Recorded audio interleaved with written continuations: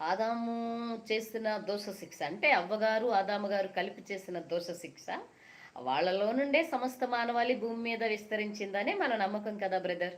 అంతే కదా.